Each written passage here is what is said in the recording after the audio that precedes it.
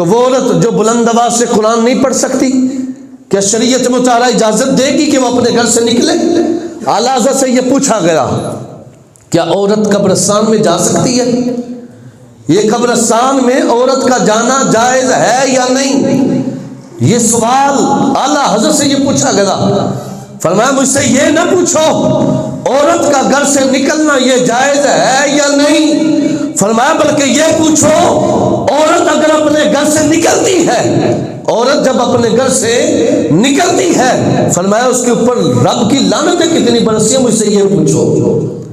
تو ہمارے ہاں یہ بھی ہوتا ہے جی دربار جانی پئی، حالانکہ پہلے علامہ صاحب تشریف فرما ہے، پہلے یہ تھا عورتیں مسجد میں آ کے نماز پڑھا کرتی تھی، فاروق اعظم نے منع فرما دیا، فرمایا فتنے کا دور ہے، عورتوں کی اجازت نہیں کہ وہ مسجد میں آ کے نماز پڑھے۔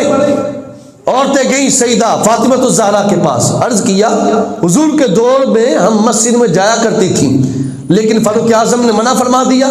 تو سیدہ یہ فرماتی ہے، فرمایا فتنوں کا دور ہے، اگر حضور ظاہری حیات ہوتے حضور بھی منع فرماتے، حضور بھی منع فرماتے۔